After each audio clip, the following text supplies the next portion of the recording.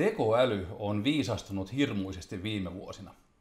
Se pelaa shakkia paremmin kuin ihmiset, ymmärtää puhetta, suosittelee sikahyviä ostoksia ja osaa ajaa autoakin. Ja kaikki tämä perustuu alakoulun matematiikkaan.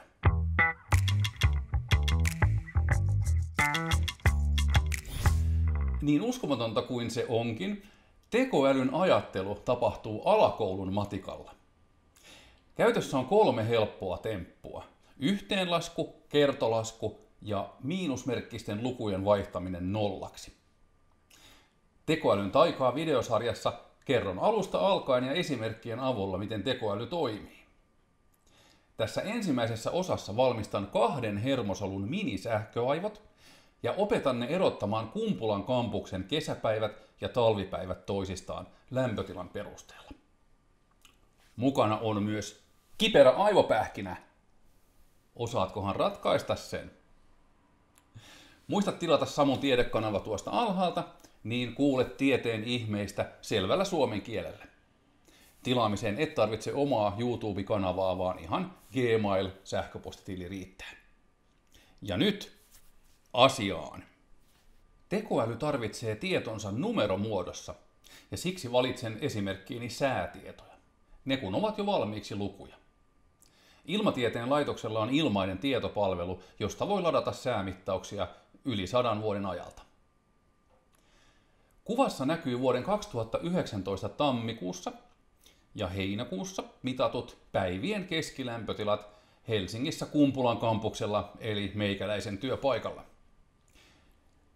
Selvästikin kaikkina tammikuun päivinä on ollut kylmempää kuin 6 astetta. Ja heinäkuussa puolestaan lämpimämpää kuin 8 astetta, mikä onkin ihan kiva kesällä. Miten saamme tämän helpon säännön selitettyä tekoälylle? Perinteisellä tietokoneohjelmoinnilla kirjoittaisimme näin. Jos päivän keskilämpötila on suurempi kuin 8 astetta, palauta 1, muuten palauta 0. Tuolle ohjelmalle kun antaa syötteeksi päivän keskilämpötilan, se tunnistaa tammi- ja heinäkuun päivät tietokonemaisella tavalla. Palautteessa 1 tarkoittaa heinäkuuta ja 0 tammikuuta. Mutta tuo on vanhanaikaista koodausta, eikä koneoppimisen tyylilajia. Seuraavaksi ratkaistaankin sama ongelma tekoälyn tapaan, käyttämällä laskennallisia hermosoluja eli neuroneja. Laskennallinen neuroni on matematiikkakone, jossa on 3 osaa. Kertolaskunuppi, yhteenlaskuliukuri ja pakkasen poisto. Koneeseen syötetään luku vasemmalta ja se kulkee jokaisen 3 osan läpi muokkautuen mennessään. Kertolaskunupissa on sisällä kerroin, joka voidaan säätää suureksi, jolloin nuppi on punainen, tai siniseksi, jolloin se on miinusmerkkinen. Kerroin ja nupin läpi kulkeva luku kerrotaan keskenään ja tulo jatkaa matkaa yhteenlaskuliukuriin. Liukurin läpi kulkevaan lukuun lisätään yhteenlaskuliukurin osoittimen lukema. Se voi olla vihreällä merkittynä positiivinen tai violettina negatiivinen. Ja viimeisenä pakkasen poisto, joka korvaa miinusmerkkisen luvun 0, mutta jättää plusmerkkiset luvut ennalleen. Käytän seuraavaksi kertolaskunuppia, yhteenlaskuliukuria ja pakkasen poistoa kesä- ja talvipäivien erotteluun lämpötilan perusteella. Säädän kertolaskunupin 1 ja yhteenlaskuliukurin osoittimen laitan kohtaan -6. Täältä laskennallinen neuronimme nyt näyttää. Jätän siitä pois osoittimet nupista ja liukurista. Väri ja lukuhan paljastavat kyllä niiden säädöt. Mitä neuronimme tekee, kun syötämme siihen säätietoja? 23. tammikuuta 2019 päivän keskilämpötila Kumpulassa oli -2 astetta. Syötetään neuronille luku -2. Kertolaskunupissa se ei muutu, koska kertoimena on 1. Yhteenlaskuliukuri vähentää siitä 6, jolloin tulokseksi tulee -8. Pakkasen poisto muuttaa sen sitten 0. Itse asiassa mikä tahansa kuutosta pienempi luku muuttuu tämän neuronin läpi kulkiessaan nollaksi. Entäs heinäkuu? 8.7.2019 päivän keskilämpötila Kumpulassa oli 15 astetta.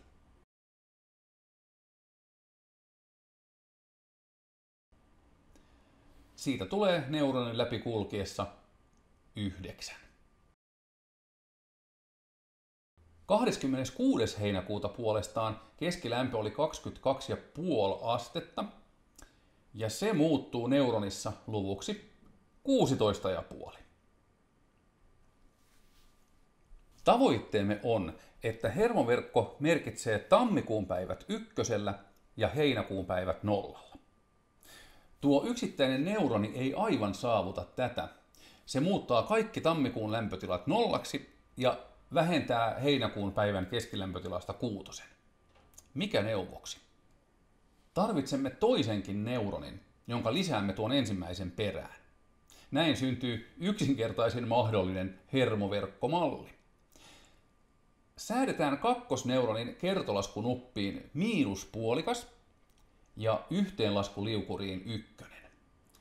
Laitetaan neuronit peräkkäin niin, että ensimmäisen neuronin tuottama tulos menee suoraan toisen neuronin syötteeksi. Miten tämä 2 neuronin hermoverkkomme nyt toimii? Syötän hermoverkolle tammikuisen -2 asteen lämpötilan. Kuten aiemmin, ensimmäinen neuroni tuottaa tulokseksi 0. Kakkosneuroni puolestaan kertoo nollaa -0,5, mikä edelleen antaa 0 ja lisää siihen 1. Niinpä lopputulos on haluttu, tammikuulle 1.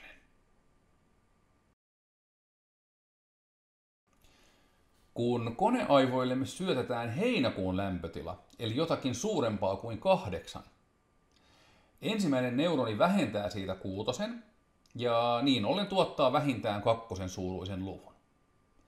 Sitä kun kertoo -0,5, saa tulokseksi jotakin pienempää kuin -1. Toinen neuroni lisää siihen 1, jolloin tulos on edelleen negatiivinen. Pakkasen poisto sitten vaihtaa sen 0.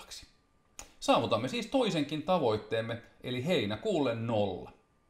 Olemme opettaneet tekoälyn tunnistamaan vuoden 2019 Kumpulan tammikuun ja heinäkuun päivät toisistaan perustuen mitattuun keskilämpötilaan. Ja tähän väliin aivopähkinä tekoälyn ystäville.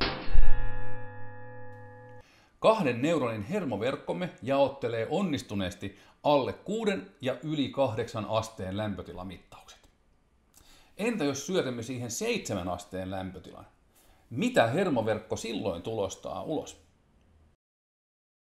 Kirjoita vastauksesi tuonne alle kommentteihin. Kuvailemani numerokone voi vaikuttaa oudolta, mutta tällä tavalla nykyaikainen tekoäly todella toimii. Käytännössä neuroneita vain on paljon suurempi määrä kuin 2. Tekoälyn oppiminen tarkoittaa sopivien lukujen löytämistä neuroneihin.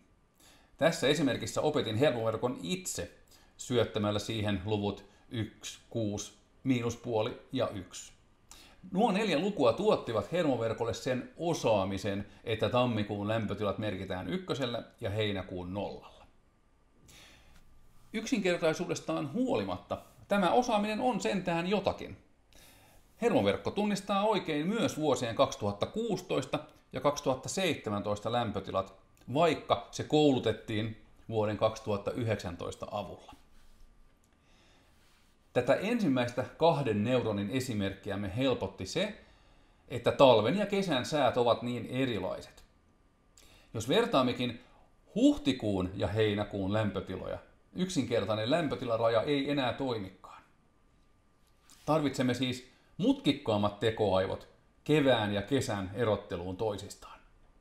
Siihen perehdymme videosarjan seuraavassa osassa. Jos mieleesi tuli kysymyksiä, tai jos sinulla on ehdotuksia, millaisia tekoälyaiheita haluaisit minun käsittelevän, kirjoita niitä tuonne alle kommentteihin. Nähdään ensi kerralla.